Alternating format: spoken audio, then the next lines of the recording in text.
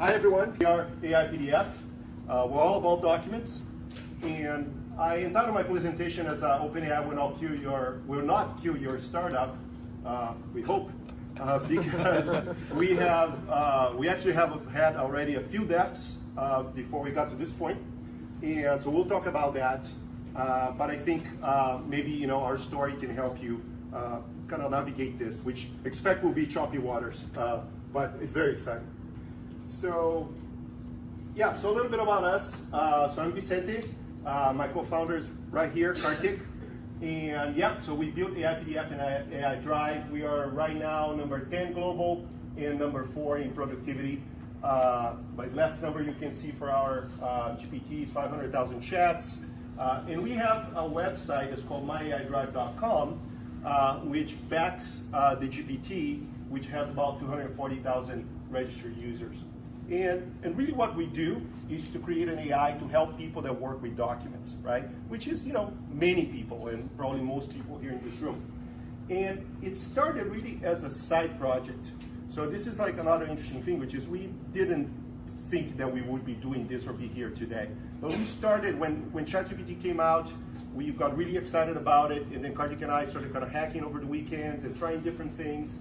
Actually, at first I was kind of doing some prompt injection into some of the early GPTs, and then we did some plugins. And plugins were the first iteration of the GPT store, right? So they were more primitive, but they were there. But then that was our first death because I think even Sam Altman went out there, gave an interview saying plugins have no product market fit, right? And basically declared them all dead. But we didn't die. Right, so we're seeing users they liked, we're talking to them, so like, okay, there's something here. So we moved on, and we moved on to the GPTs. Yeah, so what do we do anyway? What is AI PDF and AI Drive?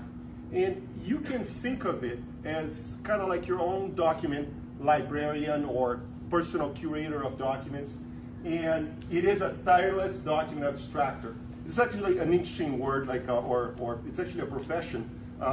Document abstractor that I didn't even know existed before we started this company. So basically, there are some people that their whole job is kind of like that little character there, is get one document or a set of documents, on one side, read, interpret them, extract some information, transpose in a new format, and put it on the other side. And they do that day after day after day.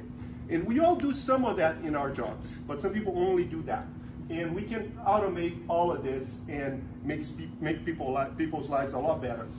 And you should be asking, like, can I just upload a PDF to ChatGPT and just do that?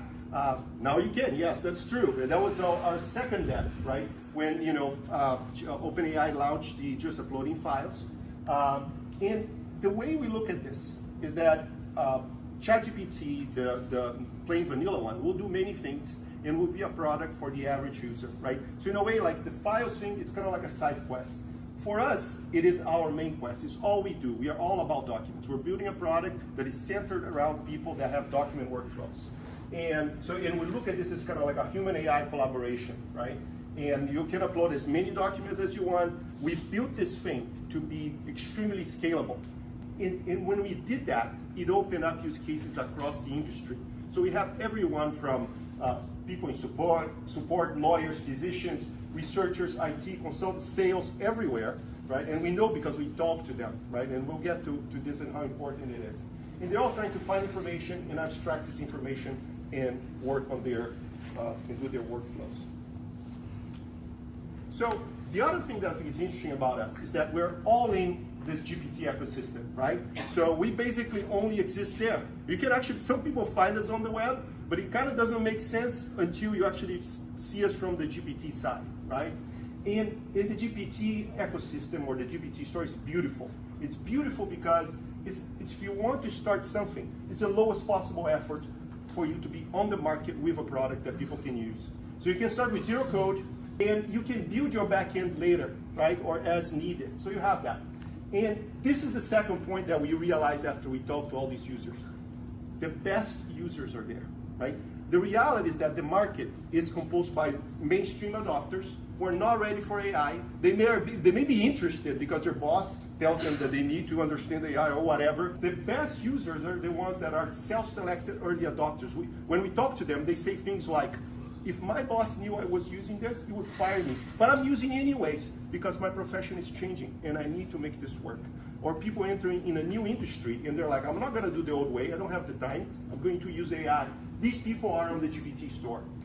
But then again, right, you're going to think, well, but wait, OpenAI will kill my startup because they're just going to do more and more and more.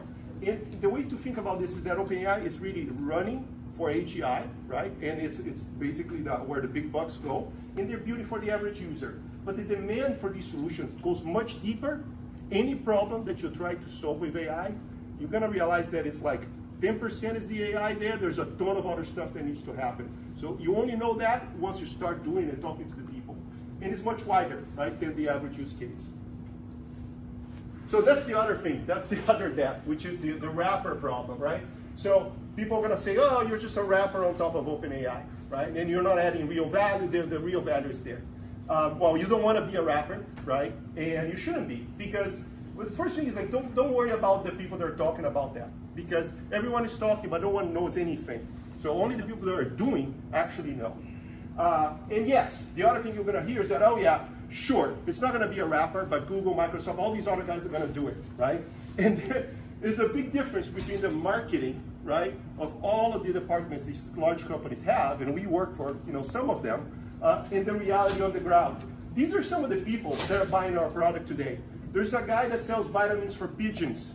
He's using AI to get ahead, right? There's churches, there's like surgeons that don't have time to look at research, and they're buying our product. People in the maritime industry, shipping equipment, and then now they give support, and they have tons of manuals. So we are close to these people. These people are actually the ones that are doing it. So spend the time in the arena. Customer obsession. If I can leave you with a message here, is that this really matters, right? And we haven't seen anything yet. This is just so early in this game. Like in the real world, like making these AIs work, it's really hard, and it's very brittle, right? People want to jump to the pilot phase, right? When AI is like driving the car or piloting the workflow. But the reality is that we are in the co-pilot phase, right? You can already achieve a lot, but it's a co-pilot phase. This is like, and I've seen a lot of things in technology. This is an amazing time to be alive, right? To have the chance to play. And now, almost anyone can play. So take that chance. Maybe start with no-code GPTs. Then start coding with ChatGPT, which is also great. You will learn a lot. And then you ship. And once you ship, you're going to find these people, these co-pilots that are ready to use this, right? And if one thing that makes a huge difference for us is the users, right? Once you have users, they keep you going, right? And that's what does it for us. Yeah, so that's all I have to say. And if you guys have any questions.